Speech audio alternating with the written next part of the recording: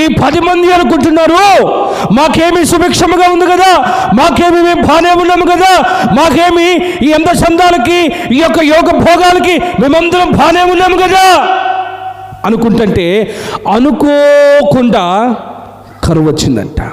ఇప్పుడు ఏం చేయాలి? ఈ కరువును తప్పించుకోవాలంటే వారి దేశంలో కరువు రాగానే ధాన్యం ఎక్కడ ఉందో వెతకటం మొదలు పెట్టారంట. ఆమేన్, ఆమేన్. ఈరోజు గమనించాలి, ఒకరోజు కరువు వలన రాకడ, ఒకరోజు కరువు వలన శ్రమ, ఆ మహాదినము రాబోతూ ఉండగా నీవు ఖచ్చితంగా దాని నుండి విడిపించే జీవాహారమును వెతకాల్సిందే.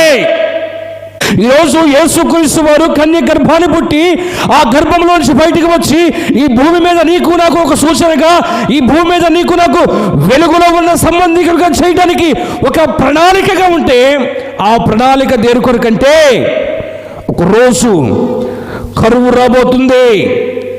ఆ కరువులో ఐగుప్తులో ధాన్యం దొరికినట్లుగా రాకడ సమయంలో క్రీస్తు యేసు మనకి దొరకబోతున్నాడు. దేవునికి స్తోత్రం కలుగును గాక. అందుకొచ్చాడు భూమి మీదకి.